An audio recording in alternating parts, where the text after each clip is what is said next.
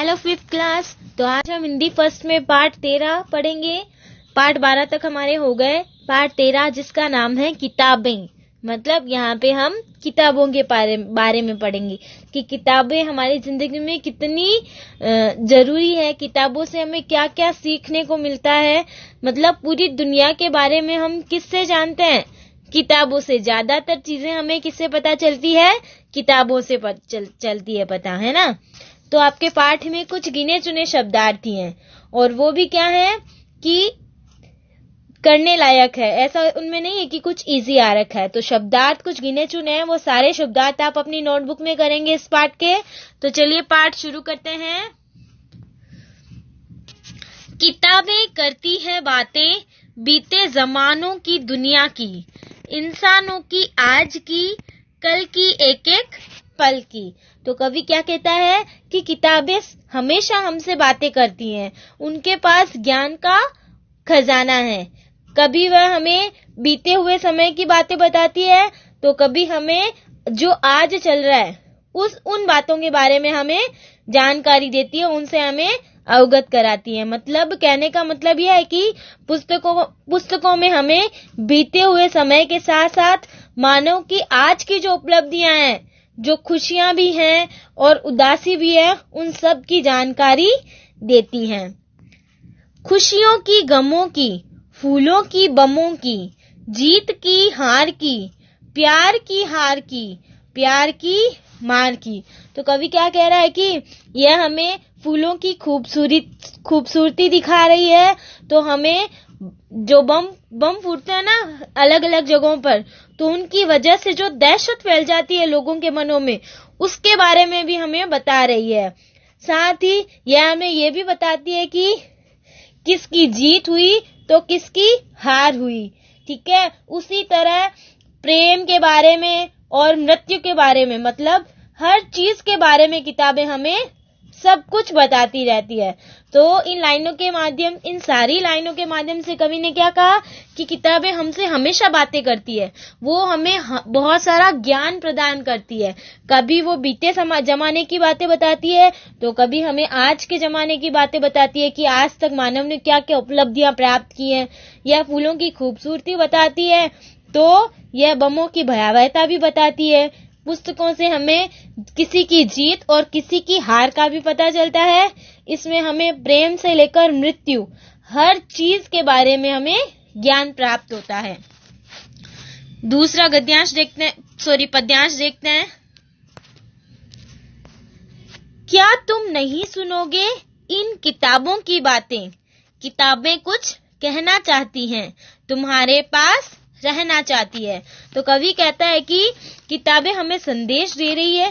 क्या तुम किताबों की उन बातों को सुनना नहीं चाहोगे कि हमें किताबें क्या संदेश दे रही है? मतलब यह है कि किताबों के अंदर जो संदेश दिया गया है वो हमारे जीवन के लिए बहुत ही महत्वपूर्ण है। किताबों में बताई गई बातें हमारे लिए बहुत ही काम की बातें हैं। किताबें चाहती है कि वो तुम्हें बहुत सारी बातें बताएं और तुम्हारे साथ रहें। आगे देखो, किताबों में चिड़ियां चहचहाती हैं, किताबों में खेतियां लहलहाती हैं, किताबों में झरने गुनगुनाते हैं, परियों के किस्से सुनाते हैं।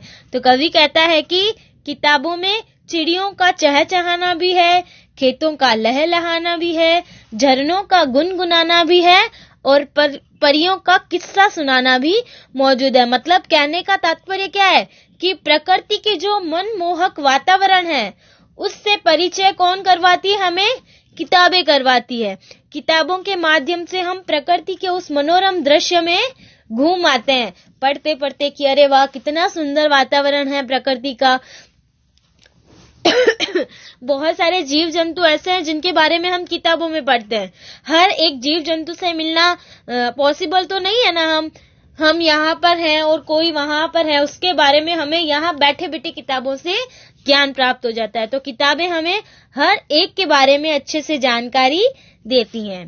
तो आगे देखिए थर्ड, किताबों में रॉकेट का राज है, किताबों में साइंस की आवाज है, किताबों का कितना बड़ा संसार है, किताबों में ज्ञान की भरमार है। तो कवि क्या कह रहा है इन लाइनों के माध्यम से? कवि कहता है कि किताबों में रॉकेट का राज है, मतलब रॉकेट का रहस्य जो है वो किताबों में विद्यमान है। अर्थात रॉकेट के द्वारा चंद्रमा पर जाना, अंतरिक्ष की सैर करना, इसके साथ साथ विज्ञान ने आज तक कितनी प्रगति की है, इस सब के बारे में हमें किताबों से पता चलता है। किताबों से ही पता चलता है कि ये दुनिया क्या है, बहुत बड़ी है। मतलब और क्या है, इसमें ज्ञान का इतना भरमार है कि हमें पता चलता है कि विज्ञान के जो नए नए आविष्कार हैं वो कब हुए, किसने किए, कैसे किए, उनके बारे में भी हमें किताबों से पता चल जाता है ना। क्या तुम इस संसार में नहीं जाना चाहोगे?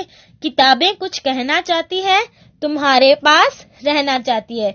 तो कवि कहता है कि किताबों के पास दुनिया भर की बहुत सारी महत्वपूर्ण जानकारियां हैं। किताबें हमारे पास रहना चाहती है, इसलिए हमें भी उनके साथ रहना चाहिए। इसके साथ ही जीवन को सफल बनाया जा सकता है। तो इसलिए किताबों से हमेशा दोस्ती बना कर रखनी चाहिए। सबसे अच्छी दोस्त कौन होती है? किताबें होती है। वो कभी भी आपका साथ नहीं छोड़ेगी और ना कभी आपको गलत राह पर जाने देगी। इसलिए आप लोग भी अपनी किताबों से दोस्ती कर लो और हमेशा अच्छी अच्छी पढ़ाई करते रहो, ठीक है। तो ये आपका पाठ हो गया ये। अब हम इसके प्रश्नोत्तर देख लेते हैं। सोचें और बताएं, किताबें क्या करती है? इसका उत्तर है किताबें बातें करती हैं, अर्थात वे ज्ञान की बातें बताती हैं। किताबें किन किन की बातें करती है? किताबें बीते जमाने की, मानव जीवन की, आज और कल के एक एक पल की बातें करती हैं। वे खुशी, गम, शांति, युद्ध, जीत, हार, प्यार, मार से संबंधित सभी बातें बताती हैं। तीसरा है किताबें क्या करना चाहती हैं? किताबें बातें करते हुए सदैव हमारे पास रहना चाहती हैं, ठीक है। तो ये तीनों प्रश्न आप अपनी नोटबुक में करेंगे। अब हम रिक्त स्थान देख लेते हैं। किताबें कुछ कहना चाहती हैं। किताबों में साइंस की आवाज है। किताबों में ज्ञान की भरमार है। प्रश्न 2, किताबों में किसका राज है? उत्तर है किताबों में रॉकेट का राज है। किताबों से तुम्हें किन किन बातों की जानकारी मिलती है? तो प्रश्न 3 का उत्तर है, नेक्स्ट पेज पे देखो, किताबों में हमें बीते हुए कल, आज के समय, विज्ञान की प्रकृति, खुशी, गम, प्रकृति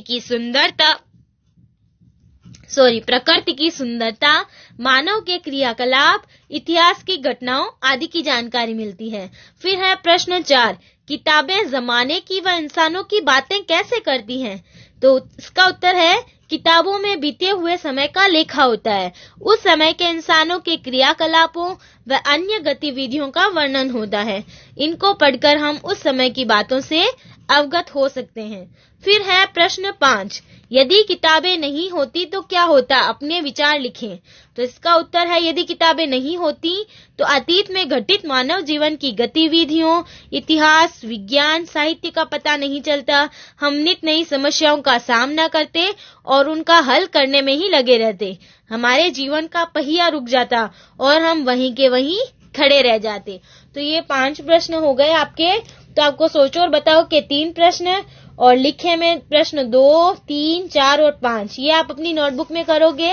अब हम देखते हैं भाषा की बात में। तो इनकी आवाज को नाम दो।